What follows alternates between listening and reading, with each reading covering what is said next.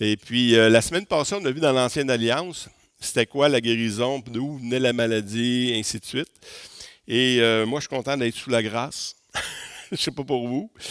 Mais la grâce, c'est quoi la grâce? C'est quelque chose qui est immérité. Hein? Quelque chose que Dieu nous donne. J'aime bien cet exemple-là. C'est comme, tu as un parapluie, le parapluie de la grâce, et alentour du parapluie tombent toutes les malédictions du péché. On va dire ça comme ça. Et puis toi, tu es sous le parapluie de la grâce. Et puis les choses ne t'atteignent pas parce que tu es sous la grâce. Mais si toi, tu t'enlèves de sous la grâce, ça se peut que t'arrive des choses. Et on a vu dans le fait même dans Jéhovah Rapha de la semaine passée, c'est que sous l'Ancienne Alliance, c'est le péché qui emmenait la maladie chez l'homme. Est-ce que c'est différent sous la Nouvelle Alliance? Pas du tout, c'est pareil. C'est la même chose, on va le voir ce matin. Et aujourd'hui, on va voir ça, ce que la Bible dit dans la Nouvelle Alliance sur la maladie, comment qui guérit, c'est Jéhovah, c'est Dieu qui guérit. Même si on va évangéliser, c'est toujours Dieu qui fait l'œuvre de salut. C'est toujours Dieu qui fait ces choses-là. Nous, on ne peut pas, même par nos paroles aussi sages qu'on a, changer le cœur d'une personne. Ça prend Dieu qui change le cœur d'une personne. Et ça prend Dieu aussi pour la guérison. On n'a pas en nous-mêmes, dans notre chair, les capacités de guérir les gens. Notre capacité vient de Dieu. C'est lui qui fait ces choses-là. Et ce matin, on va... Je ne sais pas si ça va marcher. Oui, ça va marcher. Bon. La semaine passée, on a vu dans Deutéronome 28, on a les deux grandes bénédictions de l'Éternel, que Dieu va te guérir, va prendre soin de toi, autant surtout au niveau physique, financier, tout ça, que la malédiction t'amène la pauvreté, mais t'amène aussi ces maladies-là. On ne les lira pas tous, mais c'est juste pour rappeler que c'est toutes sortes de maladies. Ce n'est pas juste une maladie, c'est des choses physiques, c'est des choses que tu peux avoir eues à ta naissance, c'est des choses que tu peux avoir eues plus tard, c'est toutes sortes de maladies, autant physiques que mentales. Hein. Les derniers, c'est d'égarement d'esprit, ça veut dire que tu n'es plus là. T'sais. Fait que ça peut arriver. Et je vais vous démontrer aujourd'hui par les Écritures que, encore aujourd'hui, il peut y avoir des manifestations de maladies dans nos vies causées par le péché, même si tu es chrétien. Parce que, comme j'ai dit tantôt, si tu enlèves sur le parapluie de la grâce, puis tu penses que tu mérites quelque chose, ça ira pas bien. Et les prochains passages que je vais lire, ça me fait penser beaucoup à l'Arche de l'Alliance. L'Arche de l'Alliance, c'est une bénédiction. Okay? Dans l'Ancienne Alliance, l'Arche était là. Et un jour, elle s'est faite prendre par les Philistins. Et cette marque de bénédiction de l'Éternel emmenait chez les Philistins quoi? La maladie. La maladie. Des hémorroïdes, des ulcères, toutes sortes de choses, et ainsi de suite. Et puis, cette même arche, un coup qui a été retournée où ce qu'elle devait, ou vers le chemin où ce qu'elle devait aller, ils ont été guéris. Et qui ont reçu l'arche, c'était une source de bénédiction. Ils devenaient prospères, ainsi de suite. Mais l'arche aussi, même si elle est bénie, puis même si tu es sous l'alliance, même que, un moment donné, vous vous souvenez, quand l'arche est venue pour tomber, puis il y en a deux gars qui sont venus pour la retenir, la loi disait tu ne touches pas à ça. Puis ils ont osé mettre leurs mains. Ils n'étaient pas mal intentionnés, mais les deux sont morts sur le coup. Donc, la désobéissance à ce que Dieu nous demande peut emmener la maladie. Est-ce que sous la Nouvelle Alliance, on va voir ça? Dans 1 Corinthiens 11, 27 à 30, c'est pourquoi celui qui mange le pain et boira la coupe du Seigneur indignement sera coupable envers le corps et le sang du Seigneur. Que chacun, donc, s'éprouve soi-même et qu'ainsi il mange du pain et boive la coupe, car celui qui mange et boit sans discerner le corps du Seigneur mange et boit un jugement contre lui-même. C'est pour cela qu'il y a parmi vous beaucoup d'infirmes et de malades et qu'un grand nombre sont morts. C'est dans l'Ancienne Alliance ou dans la Nouvelle Alliance? C'est dans la Nouvelle Alliance. La maladie, on voit ça là. Mais ce qu'il faut comprendre, c'est que ceux qui prennent le repas du Seigneur indignement, c'est ceux qui ne sont pas sauvés. Hein? C'est pour ça que quand on prend le repas du Seigneur, ici, on demande à ceux qui n'ont pas pris un engagement envers le Seigneur de ne pas prendre le repas du Seigneur.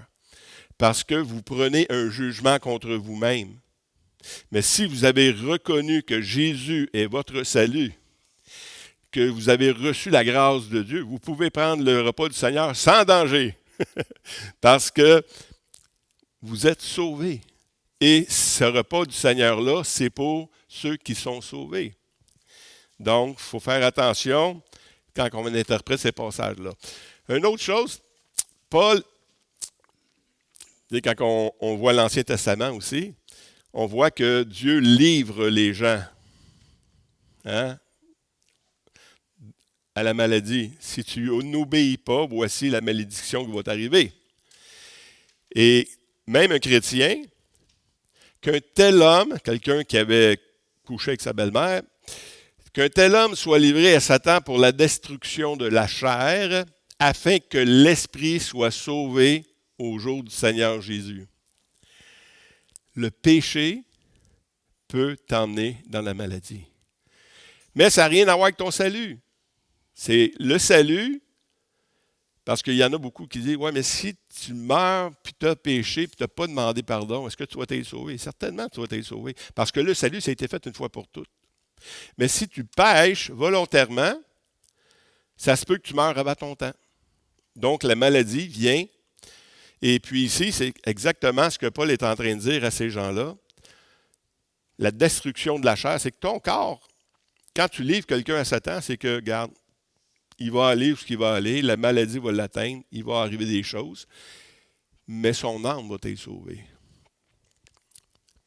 1 Timothée 1, 18 à 20, le commandement que je t'adresse, Timothée, mon enfant, selon les prophéties faites précédemment à ton sujet, c'est que d'après elles, tu combattes le bon combat en gardant la foi et une bonne conscience. Une bonne conscience, c'est que tu gardes la foi, mais tu marches droit aussi. C'est une bonne conscience, c'est que tu prêches des choses, mais vis-le. On dit souvent, il faut que les bottines suivent les babines. Ben, c'est ça. Si tu professes comme chrétien, ben marche comme un chrétien.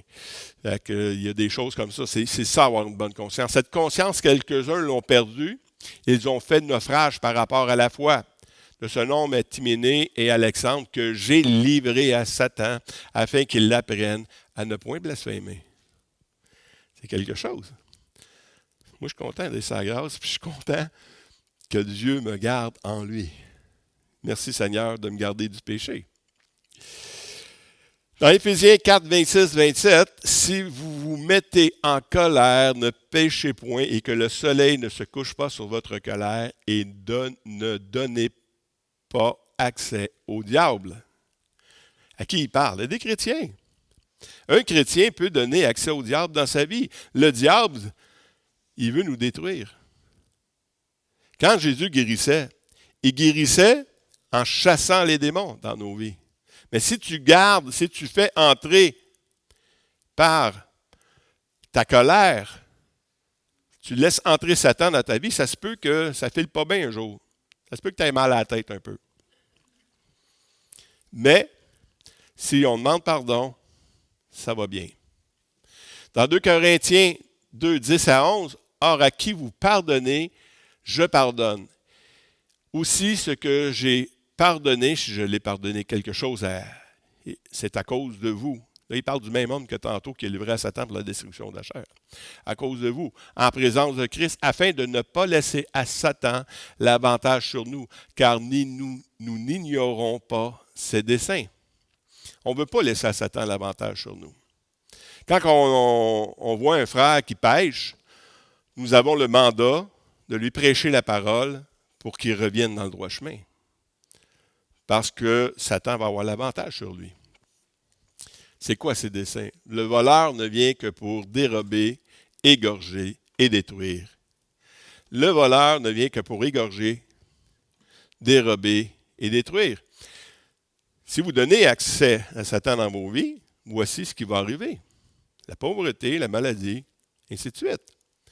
Mais moi, je suis venu afin que les brebis aient la vie et qu'elles soient dans l'abondance. Merci Seigneur. Merci. Jouez pas avec le diable. Jouez pas. J'ai entendu une prédication, ça fait plusieurs fois que je l'entends, mais parce que, ouais, mais c'est pas super, c'est juste un peu de péché, là, c'est pas... Ben, il y a un monsieur qui avait fait il avait réuni les jeunes, là, parce qu'il voulait aller voir des films qui avaient juste un peu de péché dans le film, là, tu sais, là. Fait qu'il dit, venez chez nous, je vais vous préparer des brownies. Fait que là, quand il est venu pour présenter les brownies aux jeunes, il dit, là, je veux juste vous avertir avant que vous en mangiez, il y a un petit peu de caca de chien dedans. Mais vous ne serez pas malade. Vous ne serez pas malade. Il y en a juste un peu. Mais, tu sais, est-ce que vous en voulez? Il n'y en a pas un qui en a pris. Bien, c'est ça. Il faut rejeter le péché dans nos vies. Juste un peu de péché, c'est quand même de la merde. OK?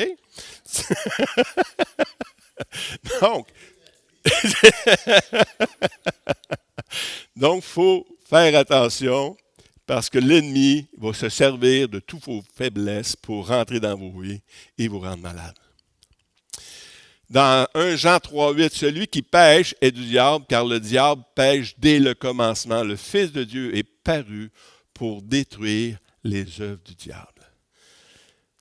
Voici le mandat de Jésus dans nos vies pour la guérison. Jésus est venu pour détruire les œuvres du diable dans nos vies. C'est ce qu'il veut faire. Il veut détruire ça. Mais nous, on doit travailler avec le Seigneur, lui faire confiance, puis il va nous sortir de ces choses-là, puis il va détruire l'œuvre du diable en nous si on lui fait confiance. Si on lui fait confiance, le Seigneur. Cette semaine, je ne parlerai pas trop comment nous devons aller chercher la guérison. On va juste voir comment Dieu nous donne la guérison. Puis la semaine prochaine, on va voir comment nous, on peut aller chercher la guérison. Dans Hébreux 12, 15, veillez à ce que nul ne se prive de la grâce de Dieu et qu'aucune racine d'amertume poussant des rejetons ne produise du trouble et que plusieurs en soient affectés. La colère, le non-pardon, toutes ces choses-là peuvent nous rendre malades. Ça peut nous rendre malades. Puis quand on fait ça, c'est quoi qu'on fait? C'est qu'on se prive de la grâce de Dieu. On se prive, nous, de la grâce de Dieu, puis on prive les autres de la grâce de Dieu. Il faut faire grâce, comme il nous a été fait grâce. Dans Luc 13, 11 à 16, « Et voici, il y avait là une femme possédée d'un esprit qui la rendait infirme depuis 18 ans. Elle était courbée et ne pouvait pas du tout se redresser. Et cette femme, qui est une fille d'Abraham, et que Satan tenait liée depuis 18 ans, ne fallait-il pas la délivrer de ces chaînes le jour du sabbat? Satan nous lie dans nos choses, et puis, malgré ça, il y a des gens qui sont malades. Ouais, mais c'est pas si pire. Je suis pas encore capable de faire des choses. Fait qu'il ne combat pas la maladie. On accepte nos traumatismes. On accepte nos maladies. Ouais, mais c'est pas si pire. Puis on ne va pas prier. Puis on ne demande pas la prière. Puis on endure ces choses-là. On n'a pas enduré ces choses-là. Jésus est mort pour nous guérir, nous délivrer de toute maladie, de toute souffrance. Donc, il ne faut pas faire ça. Mais cette femme-là, Jésus l'a guérie. Il guérit de différentes manières. Et l'un d'eux frappa le serviteur du souverain sacrificateur et lui imputait l'oreille droite. Mais Jésus, prenant la parole, dit, « Laissez arrêter. » Et ayant touché l'oreille de cet homme, il le guérit. On a la maladie qui vient de Satan, mais il y a aussi, qui est encore produit par le péché. mais des blessures. Si vous tombez ou vous avez un accident, j'en connais plusieurs ici qui ont eu des accidents. Est-ce que c'est le péché? Non, il arrive que Jésus veut guérir même nos maladies, nos infirmités, toutes ces choses-là. Ça ne vient pas toujours de Satan. Ça vient de, oui, par ricochet, comment on dit ça, on est des victimes collatérales. Ici, c'est ça. Cet homme-là, il était comme ça. Un autre, il y a un jeune homme nommé Eutychus qui était assis sur la fenêtre, s'endormit profondément pendant que le long discours de Paul, on ne vous tiendra pas jusqu'à minuit aujourd'hui. Entraîné par le sommeil, il tomba du 3e étage en bas. Il fut relevé mort. Mais Paul, étant descendu, se pencha sur lui et il le prit dans ses bras en disant « Ne vous troublez pas, car son âme est en lui. » Quand il fut remonté, il rompit le pain et mangea. Et on parlait longtemps encore il parlait longtemps encore jusqu'au jour. Après quoi, il partit. Le jeune homme fut ramené vivant et ce fut un sujet d'une grande consolation. Qui a péché? Il n'y a personne qui a péché. C'est un accident. Il est tombé, il s'est endormi. Il avait peut-être travaillé toute la journée, toute la nuit d'avant. Pendant le discours, il tombe. Donc, c'est pas nécessairement Satan tout le temps. Il arrive des choses, mais le Seigneur nous guérit de ces choses-là aussi. Non, mais là, ça dépend à côté de qui tu es assis. Dans Jean 9, 1 à 3, Jésus vit en passant un homme aveugle de naissance. Jésus guérissait de toutes sortes de manières. Ses disciples lui firent cette question, « Rabbi, qui a péché, cet homme ou ses parents pour qu'il soit né aveugle? » Jésus répondit, « Ce n'est pas que lui ou ses parents aient péché, mais c'est afin que les œuvres de Dieu soient manifestées en lui. » C'est pas drôle, quand tu nais avec une infirmité, ça peut arriver. Il y en a ici qui sont nés avec une infirmité. Mais Jésus, il dit, c'est qui a péché? C'est ses parents ou c'est lui? Non, ça n'a pas rapport là. Fait que tantôt, c'est le péché, puis tantôt, c'est pas le péché. Comme Job, on a vu Job, que tout le monde pensait, tous ses amis pensaient qu'il avait péché. Puis Dieu, il a repris ses amis, il dit, non, il n'a pas péché. C'est pas à cause de son péché qu'il est malade. Donc, on voit aussi que Jésus l'a guéri, c'était pour la gloire de Dieu. J'aime ça que ce soit pour la gloire de Dieu. La guérison, que ce soit dans l'Ancienne Alliance ou dans la Nouvelle Alliance, c'est toujours pour la gloire de Dieu. Quand Dieu guérit, c'est pour prouver qu'il y a un Dieu en Israël. Quand Dieu guérit aujourd'hui dans nos vies, c'est pour prouver que Dieu est vrai. Il faut des témoignages. Quand Jésus guérit dans Marc, on va le voir tantôt, c'est pour prouver sa parole. C'est pour prouver que sa parole est vraie, que Dieu est vrai. Dieu n'est pas un menteur. Quand il fait des choses, quand il dit quelque chose, il le fait. Puis ce monsieur-là qui était guéri, jamais on n'a entendu dire quelqu'un qui a ouvert les yeux d'un aveugle-né. Si cet homme ne venait pas de Dieu, il ne pourrait rien faire. C'est Dieu qui guérit. C'est Jéhovah Rapha. Plusieurs manières qu'on va voir maintenant que Jésus guérissait ou les autres guérissaient. Pendant que je suis dans le monde, je suis la lumière du monde. Après avoir dit cela, il crachait à terre, il fit de la boue avec sa salive, puis il appliqua cette boue sur les yeux de l'aveugle. Il lui dit, va et lave-toi au réservoir de Siloé, donc qui signifie envoyer. Il y alla, se lava, et s'en retournant, voyant clair, ça fait penser à Naaman, hein? C'est la même chose. Mais lui, Jésus a fait de la boue. Est-ce que Jésus guérissait tout le temps de même? Tous les aveugles, Jésus crachait à terre, faisait de la boue. Puis... Non! Il y a plusieurs manières, puis il faut être sensible au Saint-Esprit pour faire les choses de Dieu. Parce que c'est Dieu qui guérit. Dans ce cas-là, il fallait que Jésus fasse la boue et puis qu'il aille se laver. On voit une autre fois, comme il entrait dans un village, 10 lépreux vinrent à sa rencontre, on l'a vu la semaine passée, se tenant à distance, élevèrent la voix et dirent, « Jésus, Maître, aie pitié de nous. » Qu'est-ce que Jésus a fait cette fois-ci? Dès qu'il les eut vus, Il a juste dit tout simplement, allez vous montrer. Quelle prière puissante. Allez vous montrer. Et en s'en allant, ils ont été guéris. Un autre lépreux, Jésus lui dit, j'irai et je le guérirai. Le centenier répondit, Seigneur, je ne suis pas digne que tu entres sous mon toit. Non, ce n'est pas celle-là, mais on va le voir plus tard. Deux manières. Jésus dit, je vais aller puis je vais le guérir. Le centenier dit, écoute Seigneur, moi là, je ne suis pas digne que tu rentres chez nous parce que je dis à un, fais ci, il fait, l'autre il fait. Mais dis seulement un mot. Dis seulement un mot et mon serviteur sera guéri. Wow! Jésus, il dit même en Israël, je n'ai pas trouvé une aussi grande foi. Même en Israël. Est-ce qu'on a cette foi-là dans le Seigneur?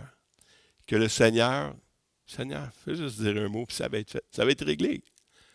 Pas besoin de faire des pirouettes, pas besoin de... Fais juste dire un mot puis ça va être réglé.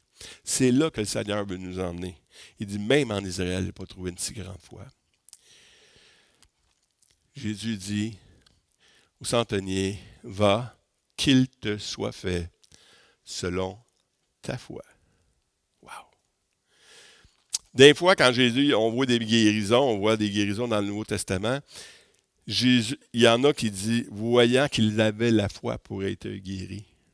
C'est intéressant, ça. C'est que les gens, ils veulent être guéris. Ils savent que s'ils font ça, ils vont être guéris. On le voit. Des fois, c'est notre foi. Quand quelqu'un est rendu à un niveau de maturité chrétienne, il est sauvé par sa foi. Je ne sais pas ce qui s'est passé, là, j'ai plus rien. OK? Donc, mais quand quelqu'un n'a pas la foi, Jésus guérit pareil. Il guérit sur sa foi. Pareil comme tu veux ressusciter quelqu'un, tu ne le ressuscites pas sur sa foi, là, il est mort. Il ne dit pas, tu crois-tu au Seigneur Jésus? Non, il ne croit pas, il est mort. Fait que c'est sur ta foi que le monsieur est guéri. Mais des fois, quand on est rendu d'une maturité, c'est ce qu'on va voir la semaine prochaine, c'est sur notre foi que nous sommes guéris. Jésus étant dans une ville, et voici un homme couvert de lèpre. Tout à l'heure, on a les 10 lépreux. Jésus a juste dit, allez vous montrer. L'ayant vu, il tomba sur sa face et lui dit cette prière, Seigneur, si tu le veux, tu peux me rendre pur. Déjà, c'est quand même, hein? Si tu le veux, tu peux me rendre pur. C'est une déclaration de la foi sincère. Tu peux me rendre pur. Jésus étendit la main, le toucha et dit, je le veux, sois pur. Aussitôt, la lèpre le toucha. En le touchant, la lèpre le quitta. C'est ça, la lèpre le quitta. Il a été guéri, de toute façon. Hein? C'est ça, ça veut dire. C'est que on voit ici Jésus qui touche. On vient de finir un livre avec Diane. Hein? La puissance de son toucher, c'est comment le titre déjà? Le toucher de Jésus. Et on voit que c'est le toucher. Jésus touche. Jésus, il met sa main. Jésus impose les mains. Il y a une puissance là, quand Jésus impose les mains. Jésus le touche. Quand on se fait toucher par Jésus. On voit ici cette femme-là qui disait, si je peux seulement toucher le bord de son vêtement. Le toucher. Toucher Jésus. C'est là on voyait ces temps. Alors Pierre lui dit, je n'ai ni argent ni or, mais ce que j'ai, je te le donne. Au nom de Jésus-Christ de Nazareth, lève-toi et marche.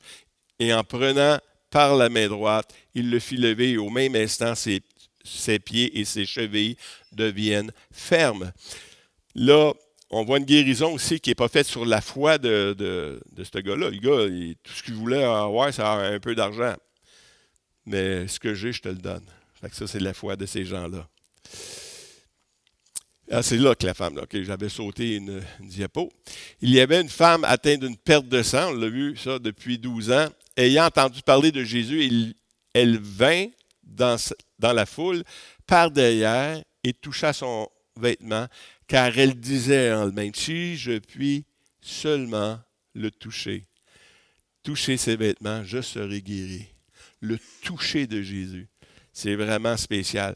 Puis cette femme-là, dans la même région, il s'est passé quoi?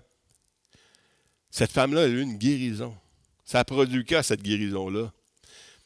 Dans Marc 6, quand elle fut sortir de la barque, les gens, aussitôt reconnus Jésus, parcoururent tous les environs, ils l'ont se mis à apporter les malades sur des lits, partout où l'on apprenait qu'il était, et en quelques lieux qu'ils arrivaient, dans les villages, dans les villes ou dans les campagnes, on mettait les malades sur les places publiques et on le priait de leur permettre seulement de toucher le bord de son vêtement.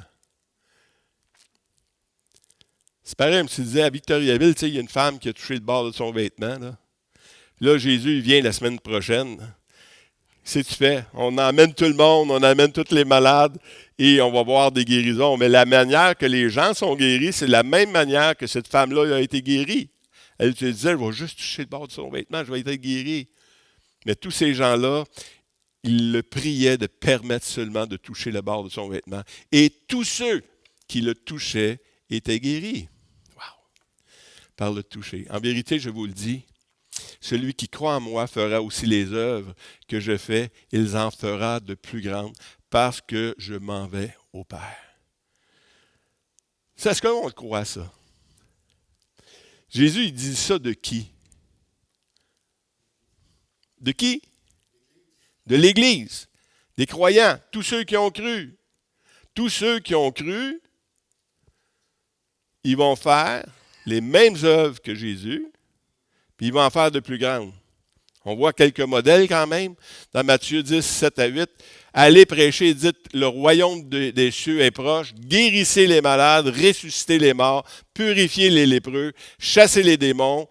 Vous avez reçu gratuitement, donnez gratuitement. » Ça veut dire que Jésus, qui est le maître, qui dit à ses disciples, « Faites maintenant ce que j'ai fait. » Je vous ai montré comment faire, allez le faire maintenant. Mais ne pensez pas que c'est par vous autres. Là. C'est par moi que vous allez faire les choses. Et puis beaucoup de chrétiens évangéliques disent, ouais, mais là, c'est les apôtres. T'sais. Ça s'arrête là. T'sais. Non. Dieu faisait des miracles extraordinaires par les mains de Paul, au point qu'ils appliquaient sur les malades de divers des linges et des mouchoirs qui avaient touché son corps, et les malades les quittaient et les esprits malins sortaient. Tantôt, on voyait que Jésus, les gens venaient à Jésus et ils disaient, « Peux-tu juste toucher le bord de son vêtement? » Puis ici, le toucher, c'est même un mouchoir que touchait Paul pouvait guérir. C'est l'onction, ça. C'est toute une onction. Mais c'est encore le toucher.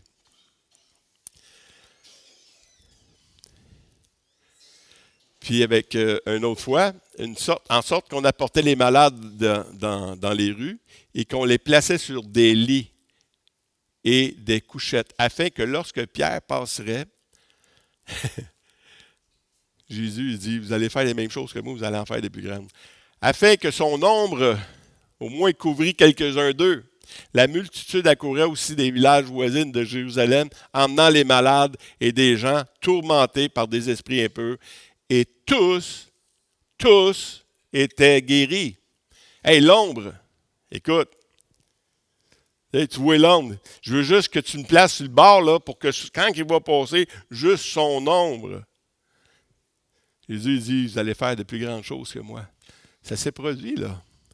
Et c'est pour ça que je dis que ce n'est pas juste les apôtres, parce que c'était sur ce passage-là que les gens bloquent souvent. Voici les miracles qui accompagneront ceux qui auront cru. En mon nom, ils chasseront des démons, ils parleront de nouvelles langues, ils saisiront des serpents. S'ils boivent quelques breuvages mortels, il ne leur fera point de mal. Ils imposeront les mains aux malades et les malades seront guéris. Puis là, il y en a qui disent, ouais, mais là, il parle aux apôtres. Non. C'est à tout le monde. C'est tous ceux qui auront cru. C'est pas juste ceux des apôtres qui auront cru feront ça. Non. On le voit dans la Bible qu'après ça, il y a beaucoup de gens qui guérissent, des diacres. Les foules tout entières étaient attentives que disait Philippe. Philippe, parce que c'est un apôtre. Philippe, pas un apôtre, c'est un diacre. Lorsqu'ils apprirent, ils virent les miracles qu'il faisait, car des esprits impurs sortaient de plusieurs démoniaques en poussant des grands cris, et beaucoup de paralytiques et de boiteux furent guéris. C'est un diacre. C'est ce qui est intéressant avec la Réforme, c'est que à partir de la Réforme, on a compris qu'avec les Écritures, que le sacerdoce de tous les croyants, c'est vrai. Nous sommes tous devenus des prêtres, des sacrificateurs. Nous avons tous reçu un mandat. C'est pas juste le pasteur, c'est pas juste le diacre, c'est pas juste des hommes qui ont reçu une onction spéciale. Non, tous ceux qui croient en Jésus-Christ ont la capacité de prier pour quelqu'un pour qu'il soit guéri. Ça nous a été donné. Jésus dit, tout pouvoir m'a été donné, puis il nous le donne. Prenez-le. Prenez l'audace de prier pour les gens. Est-ce qu'il y en a ici qui disent, ouais, mais moi, là, je me sens pas trop loin pour prier pour les gens. C'est pas toi, mon homme. C'est Jésus. Si toi, tu oses prier pour les gens, tu vas voir des choses arriver. Mais si tu n'oses pas prier pour les gens, c'est sûr qu'il n'arrivera rien. Osez. Ouais, mais là, ils vont penser que je suis une tête enflée, puis non, non. Jésus t'a donné un mandat d'évangéliser premièrement, de proclamer sa parole. Puis Jésus dit, je vais confirmer ta parole par des signes, des miracles, des prodiges. C'est lui qui a dit qu'il était pour le faire. Fait arrêtons de penser que c'est pour moi. Ah, mais peut-être que je n'ai pas prié encore assez. Non. C'est par la grâce. Tout est par grâce. C'est pas parce que tu as prié assez, que tu as jeûné, tu as fait ci, tu as fait ça. Le jeûne puis la prière va t'emmener toi dans la foi. Ça va enlever toute ton incrédulité quand tu jeûnes puis tu pries. Mais c'est toujours pas toi qui va faire les choses. C'est lui qui va faire les choses. Puis bizarrement, quand Dieu me demande de prier pour quelqu'un, c'est là que je me sens le plus mal. Tu sais, il m'a demandé d'aller prier pour mon père. À un moment donné, j'avais les yeux gros de même. Il m'a demandé de prier pour mon père pour que je sois guéri, puis moi, j'ai les yeux gros de même. Tu sais. Tu ne vas pas prier parce que tu es guéri, tu vas prier parce que je te demande d'aller prier. Et souvent, ce qui arrive, c'est quand tu vas prier pour quelqu'un, toi-même, tu reçois la guérison. On a témoigné de ça la semaine passée. Donc, attendez pas, quand vous voyez quelqu'un de malade, faites aux autres ce que vous voudriez qu'on fasse pour vous. Simplement. Priez pour ces gens-là. Est-ce que tu aimerais être guéri? Est-ce que quand quelqu'un te voit, tu as mal, là, est-ce que tu aimerais ça que quelqu'un vienne prier pour toi pour que tu sois soulagé? Mais fais-le pour les autres. Attends pas même d'avoir ta guérison. Fais-le, puis tu vas voir ta guérison arriver. Ça, je suis convaincu de ça parce que c'est non seulement la parole le dit, ça devrait être suffisant, mais j'ai eu l'expérience de ces choses-là. Vous, au contraire, vous êtes une race élue, un sacerdoce royal, une nation sainte, un peuple acquis afin que vous annonciez les vertus de celui qui vous a appelé des ténèbres à son admirable lumière. Je le sais encore une fois qu'il y en a ici qui se demandent hey, « écoute, je me sens pas trop dans le sacerdoce, moi là. C'est peut-être moi qui sers d'os à quelqu'un d'autre. » Non! Dieu a fait de vous des princes, des rois, des serviteurs de Dieu. Est-ce qu'on le comprend, ça? Il faut le comprendre parce que Dieu se sert de nous pour faire des choses que lui veut faire. Dieu se sert de nos jambes pour qu'on puisse faire des choses et se sert de notre bouche pour qu'on puisse dire des choses. Et puis, c'est pour le glorifier lui. Donc, Nous sommes devenus cette race-là. Si vous êtes de cette race-là, c'est ça que vous êtes devenus. Puis c'est là qu'on doit prendre nos responsabilités, de dire, est-ce que si je suis ça, si je suis un ambassadeur de Christ, si je suis le sel de ce monde, si je suis la lumière de ce monde, est-ce que je vais briller? Est-ce que je vais emmener cette saveur-là? C'est à nous, chacun de nous. Ce n'est pas un pasteur. Le pasteur, oui, il fait des choses, oui, il a reçu une onction, mais c'est chacun de nous. Et je pense que c'est le dernier passage. Si quelqu'un est malade, si quelqu'un parmi vous, est dans la souffrance. Si quelqu'un parmi vous est dans la souffrance, qu'est-ce qu'il doit faire? Il doit faire quoi? Prier. Donc, si vous êtes dans la souffrance, vous avez une responsabilité de prier. Prier. Si quelqu'un est dans la joie, qu'il chante des cantiques, quelqu'un parmi vous est-il malade? Et là, si tu es malade, il y a une autre chose qui dit qu'il appelle les anciens de l'Église et que les anciens prient pour lui en loignant d'huile au nom du Seigneur Jésus. La prière de la foi sauvera le malade et le Seigneur le relèvera. Et s'il a commis des péchés, c'est à cause, mettons, c'est à cause du péché qu'il est malade, il lui sera pardonné. C'est merveilleux, ça, hein? En loignant d'huile au nom du Seigneur Jésus. La prière de la foi peut-être va sauver le malade. Non, non, non. Il y en a qui ne sont pas d'accord. Il va sauver le malade. Et puis, le Seigneur Jésus va prendre notre foi, qui va guérir les gens sur notre foi. Mais j'aimerais attirer l'attention sur la responsabilité de celui qui souffre et de celui qui est malade. C'est quoi la responsabilité de celui qui souffre? De prier, on l'a vu. C'est quoi la responsabilité de celui qui est malade? De demander. Si vous ne demandez pas, vous ne recevrez pas. C'est parce que il est beaucoup plus facile de prier pour la guérison de quelqu'un qui est dans le monde, qui n'est pas chrétien, que pour un chrétien. Parce que la guérison, c'est toutes ces choses-là, tous les signes miraculeux, là, c'est pour prouver que Dieu existe. Est-ce que vous savez que Dieu existe? Oui, tout le monde ici, j'espère, croit que Dieu existe. Donc, notre guérison ici, maintenant, ce n'est pas pour prouver que Dieu existe. Notre guérison ici, maintenant, c'est pour prouver son amour envers ses enfants. Mais notre responsabilité en tant que chrétien, c'est de demander. Si tu ne demandes pas, tu n'auras pas.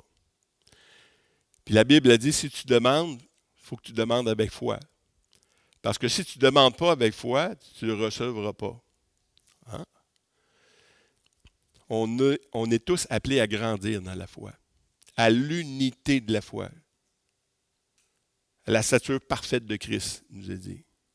C'est qu'on a à mûrir là-dedans. On a une expérience à acquérir. De faire confiance au Seigneur.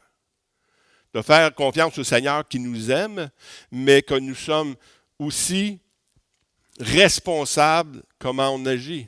La semaine prochaine, on va voir comment chacun de nous, on peut avoir la guérison. Parce qu'on peut avoir la guérison. Sans passer par les frères nécessairement. Quand tu n'as plus le choix, tu vas voir les frères. Mais si tu as la foi, tu as aussi reçu avec la foi une autorité.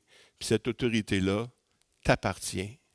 Puis tu peux commander et refuser la maladie. Ou tu peux dire, ah, c'est pas si pire. Capable de te faire encore un peu. Non, tu n'as pas à te faire. Demande, tu vas l'avoir. Demande, tu vas avoir la guérison. Je crois sincèrement que Dieu veut nous guérir. Quelques enseignants aussi peuvent dire, ouais, mais Dieu, il veut qu'on soit malade. Parce que, supposons peut-être que si je suis malade, je vais avoir plus de compassion pour ceux qui sont malades. C'est faux. C'est un faux enseignement. Parce que ton ministère va être beaucoup plus puissant envers les malades si tu es malade. Si c'était vrai, Jésus serait venu en fauteuil roulant, handicapé, aveugle et nu. C'est ça. Non. Tu n'as pas besoin d'être malade pour avoir de la compassion pour les gens. Si tu as déjà goûté la maladie, de toute façon, tu vas avoir de la compassion pour quelqu'un qui est malade. Mais on va voir ça la semaine prochaine. Mais cette semaine, si quelqu'un veut être guéri, on a de l'huile ici. On a de l'huile ici. C'est votre responsabilité de demander maintenant, selon la parole de Dieu. C'est pas moi qui va dire « Ouais, mais lui il est malade ». Non, si vous voulez être guéri, croyez que vous pouvez avoir la guérison parfaite. Et si vous avez plusieurs maladies, dites pas « Ouais, mais moi je veux juste salopard ». Non, Jésus peut te guérir au complet. Il peut te guérir au complet. Il peut enlever tout ce qui est en toi. Parce que Jésus est comme un Père, Dieu est comme un Père pour nous. Il veut nous guérir. Il veut prendre nos souffrances. Il a pris nos maladies. Et il veut nous guérir. Si vous croyez ça, vous pouvez le demander. Il y en a qui demandent. Ceux qui ont demandé, vous pouvez avancer. Oui, on va prier pour son neveu après.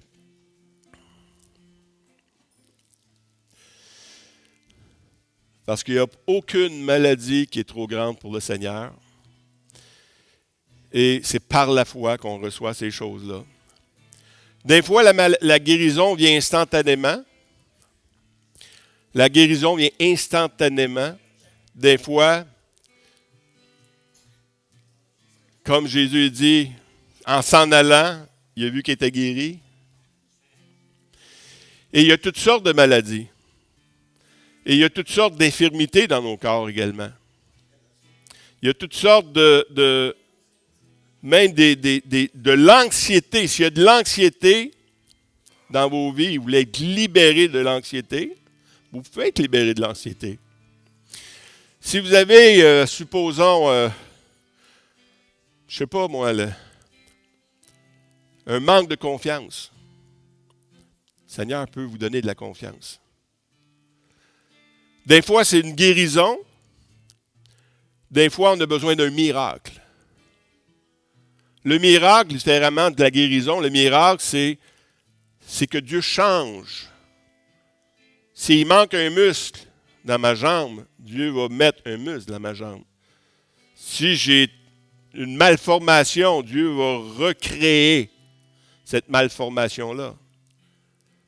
Mais c'est Dieu toujours qui le fait. Alors, on va prier maintenant pour tous ceux qui veulent recevoir, afin que sur votre foi, parce que là, ici, c'est sur votre foi. Quand je prie pour un non-croyant, je ne peux pas prier sur sa foi, je vais prier sur ma foi. Mais ici, aujourd'hui, je vais prier sur votre foi. Et croyez que vous allez l'avoir. Si vous ne l'avez pas maintenant, faites juste remercier Dieu après la prière que la guérison s'en vient. Ne priez pas encore et encore. Seigneur, je ne l'ai pas. Seigneur, je ne l'ai pas. Non! Remerciez le Seigneur parce que ce que le Seigneur promet, il va l'accomplir. Si vous ne le voyez pas maintenant, faites juste remercier le Seigneur. Merci Seigneur que la guérison s'en vient. Je ne le vois pas encore. Mais je vais l'avoir. Parce que sa parole est vraie.